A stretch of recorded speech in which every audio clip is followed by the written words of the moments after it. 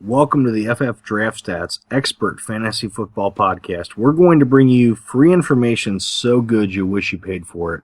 My name's Jason. My name's Alan. In this podcast, we're going to bring you all the latest injuries, suspensions, all the fill-in players for those suspended and injured players. We're also going to talk about sleepers and strategy that's going to help you dominate your draft this season. All right, so now it's time to talk strategy. And the thing is, this weekend is huge for guys who are playing season-long fantasy teams. The problem is we've moved to the point where a lot of people are talking about drafting quarterback and wide receiver in the first and second round. Alan, why is that a huge mistake? It's a huge mistake because of the point differential between the players of the first round and some of the later and mid rounds. It's just a lot smaller. The differential has been running backs than it is any other position. So it's just common sense that those running backs that are on the field the most, they're going to be the most valuable players of all positions across all of fantasy football. And it's not such a great idea. I mean, you've got stud wide receivers, but there's what you guess 2 to 1 wide receivers that are going to get elite number of targets and catches versus maybe 8 guys that are going to be running backs that are going to get elite carries? About that, it's almost always at least double. So this year there's really 4 very solid, never leave the field running backs that just never leave. Adrian Peterson, Jamal Charles, Le'Veon Bell. You kind of have to throw Eddie Lacy in there, even though he does get rest and snaps from James Starks. But with them losing Jordy Nelson, it's only going to help him. But we'll talk about injuries later. The running back you have to take in the first round, and I even say you have to take it in the second round just for how it sets your team up later in the draft and how you survive those bye weeks during the midseason. Now, another unique thing that's come into play ever since the Patriots employed that famous 2 tight end system is the way tight ends are treated. Now, tight ends like Gronk can do really well in spots, but I mean, how high should someone value a tight end? Over the years, they've been getting drafted higher and higher, and it makes sense. They're getting used more and more in the league. The problem is there's only 2 that are just the massive studs. You have Gronk and you have Jimmy Graham. Outside of those 2, there's a big step back until you hit the Greg Olsen, Martellus Bennett's. I generally will never take Gronk or Graham. I'm not willing to take a tight end that early. I say, or no earlier than round 5, and the same with quarterback. That's just the earliest you can afford to take them without seriously damaging your team. Now, there's a lot of guys out there who are afraid, like, oh, hell, if I wait till round 5 or 6 to get a quarterback, who the hell can I get? We were talking earlier today about average draft position. I mean, you can get some good guys in round 5. You can get Cam Newton in round 7, for God's sake. There's absolutely no reason to go after a quarterback in the first 5 rounds of the draft. Just none at all. There's example after example after example of players that were drafted after the 10th round that come out and be top 5 quarterbacks. It happens every single year. It's just too much stock into one player, and your running backs end up weaker, your receivers end up being weaker. You're all on one guy when you take a quarterback that early. Yeah, so I mean, if you had to say that there are going to be a lot of guys overvalued this year, who would you say going in is going to be overvalued and people should stay away from?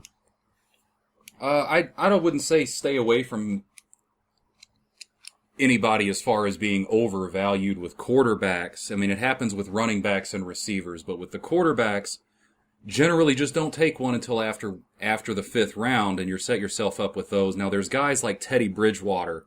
He's going 10th, 12th round, and he's perfectly set up to be a top 5 guy this year. As far as the guys, that I would kind of stay away from, rookies. Rookie quarterbacks take a while to catch on to systems, to be given the full access to the playbook and given the power to check and change plays at the line. So generally, rookies are very, very, very risky in fantasy, especially at quarterback. But what about Jameis Winston? I mean, a lot of people are high on him, especially after the Monday night performance against the Bengals. he looked like he was doing the right stuff, and everyone's saying that he's starting to show the polish of a professional quarterback kind of making his way. He's also a double threat. I mean, what do you think about him? Is he risky? Does he deserve to be one of the last quarterbacks taken, or what? Oh, I mean, when you get down to some of the last picks of the draft, and Jameis Winston's there, and you have some good quarterbacks on your team, it's not a bad decision to take a flyer on him. I think there's other players that are better. Even Marcus Mariota. You're saying people out there who are gonna take a flyer on a rookie, you're saying Mariota ahead of Winston? I would take Mariota all day ahead of Winston right now. He has a better system in place, a better offensive line. He's faster than Jameis Winston. He absolutely smoked Winston in the 40. So, I mean, it just makes sense get him. He's looked better in every situation than Winston has. Winston, we've literally seen a quarter and a half of Winston playing good, and he left with an ankle roll. And every throw was underneath. So, he threw one ball deep, and it was overthrown. That's all the tape that we have on him of playing good. So, if you're a guy looking for a really good value at, let's say, wide receiver, late round, should you wait for a number 3, maybe a deep threat guy like a old school Jerome Simpson, or should you take a slot guy on a subpar team? Well, generally, I don't buy into slot receivers because they don't come out in 2 wide receiver sets. You have those teams that come out with 2 tight ends, 1 running back, 2 receivers. If you have the third guy on that team, he's not even on the field for any 2 wide receiver sets or any 2 halfback sets at all. He's not there. There is always a number 1 or number 2 receiver left that you can draft that will be on the field 90% of the time. Always. And that's the key to winning fantasy football. Draft players that are on the field the most. And that gets at opportunity, right, which we're going to talk about later? Yeah, it's all about the opportunity. You can have all the talent in the world. If they're not getting the opportunity and you have them on your team, you're just going to lose money. That's the bottom line. All right, so let's talk about sleepers. You got a guy who everyone knows, but he might be a sleeper this year. Who is it? Jonathan Stewart, getting drafted much later than he deserves for someone who's going to be on the field as much as he is, especially losing D'Angelo Williams. Don't forget, Stewart finished really strong last year. This is going to be his first year going into the season as the starter. Who's your favorite sleeper quarterback, Jason? It's got to be Teddy Bridgewater. He owns the NFL rookie record for highest completion percentage in a single game at 75.6%. And he was the first ever rookie quarterback to complete 70% of his passes in 4 straight games. He's got lots of weapons this year, and it's going to be awesome. Who's your other sleeper? You know, I really like John Brown for the Cardinals. Michael Floyd messed those 3 fingers up. He was in a cast the size of a Cadillac. And I'm not thinking he's going to be ready for week 1. I'm sure he'll dress, but he is not going to be 100%, and he has not been practicing and catching balls. So John Brown could be in for a massive beginning to this year. All right, it's time to talk injuries and suspensions. Jordy Nelson went down last week in Pittsburgh. He's out. Who's replacing him? The biggest bump's going to be Devontae Adams moving into that number 2 spot. Player to watch, though, Ty Montgomery. Just don't reach on him in a draft. Tom Brady is suspended 4 games. Should anybody buy Garoppolo? I don't think anybody should buy Garoppolo, and honestly, that 4-game suspension really hurts Brady's value because the fantasy season's only 13 weeks long. Yeah. And LeGarrette Blount staying in New England. LeGarrette Blount's out the first week. Does that have any effect at all in the backfield? Very little. Jonas Gray is going to come in the very first week, but I don't really expect him to be much of a factor later in the season. Now let's move out to the left coast. Antonio Gates, the original matchup nightmare, is suspended 4 games for surprise performance-enhancing drugs. What do you think there? I love Ladarius Green as a late-round sleeper. He's going to get the 4 games of production, and he was a lot of people's breakout player last year. So Antonio Gates, I'd be surprised if he ever returned to the form that he was as far as production. Now, Le'Veon Bell's suspended as well, but do you see any loss of value there? Very, very little. The guy's just so dynamic. The one thing that really does hurt him, he plays one of the most brutal schedules that I've seen in a long time for a running back, so that will hurt him a little bit. If you're hurting for someone real early in the year, I kind of feel bad for you because you shouldn't be, but D'Angelo Williams will be the fill-in for him. Now, down in the Lone Star State, Arian Foster's out for at least 4 weeks. Alfred Blue, what do you think there? It's just a crazy situation. You have Arian Foster, who had surgery on his groin and was supposedly placed on IR, and then there's reports saying he's going to come back after week 4. He hasn't been practicing, and he hasn't probably been walking or doing any exercising whatsoever with a groin tore up like that. I wouldn't expect him back until week 10.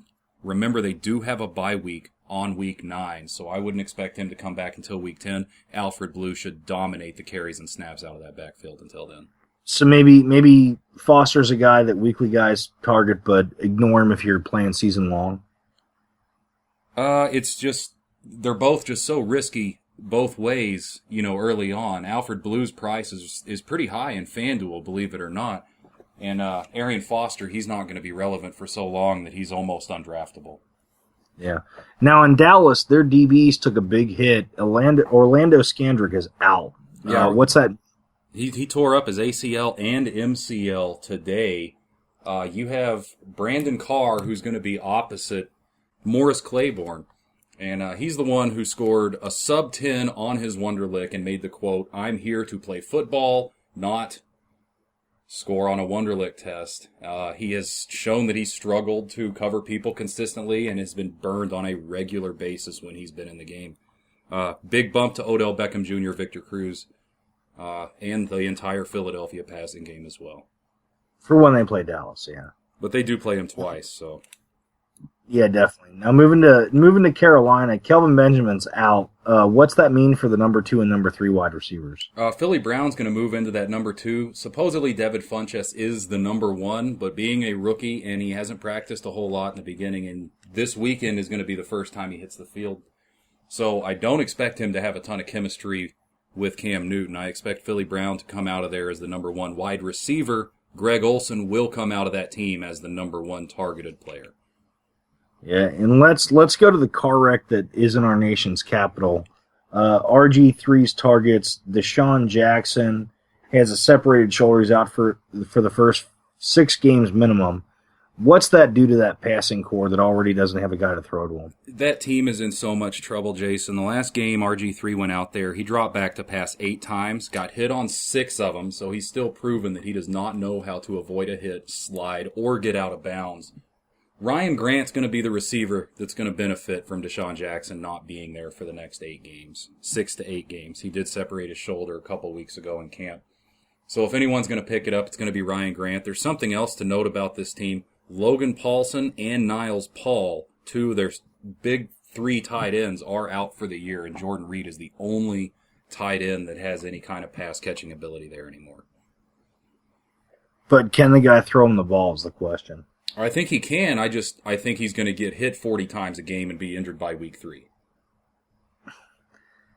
And lastly, Eddie Royal has some chance to move up this year. Explain that to us. Well, you have Kevin White. He could possibly be out for the year. They're not exactly sure when he's going to come back.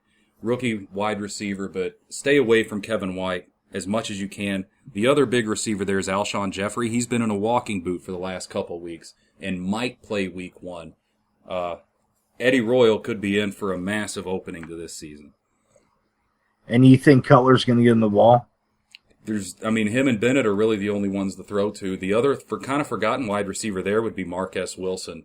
So he's someone else you could kind of keep on your radar. Cutler's never had a problem throwing the ball. He's just had a problem, I think, on a personal level with some of the players on his team. Brandon Marshall came out and said he was the only person in that organization to hold him accountable.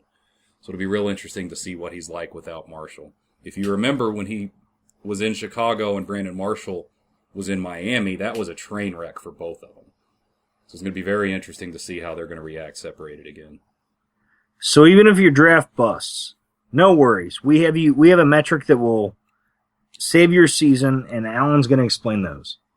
The first one's the system usage grade. In this grade, all of our grades are on a scale of 1 to 100. This one represents how often the player is being used compared to other players of the same position on the same team. So quarterbacks that stay healthy will usually have the highest score because they don't share time with other quarterbacks. Quarterbacks stay on the field. On the other hand, your running backs, wide receivers, tight ends almost always share time with other players, making this metric especially useful in determining who's being used the most at each position on the team. The next one we have is the player performance grade. This represents how well the player played and ignores how often the player is used. It's best used when comparing players with other similar system usage grades, as the volume will be somewhat similar. This would represent the best player of the two and how they've performed. We have the team position grade. This one represents how much of the offense flows through that individual position for that offensive team's system. Run-first teams are going to have a higher running back grade than a wide receiver grade in that example. But the most exciting grade that we have that we're unleashing this year after week 1 at ffdraftstats.com is a game changer in fantasy football. It really is. It's called the opportunity grade. And on a scale of 0 to 100, this is going to represent the overall fantasy value for that player's upcoming week. Now, this is going to be great for finding the best opportunity to light the scoreboard up in your daily fantasy and your season-long fantasy grades. Now, if you're looking to, let's say, pick up a guy on the waiver wire in your season-long league, no worries. You can find guys who are going to have a much better grade for the upcoming week. Now, if you're playing daily fantasy, this is even better for you because you can forget all those prices. You can spend where you need to spend, but then you can find a lot of opportunity where it's available. So stay tuned after week 1.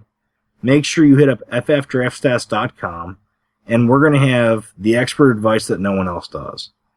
And that's just about going to wrap it up this week for the FF Draft Stats Expert Fantasy Football Podcast.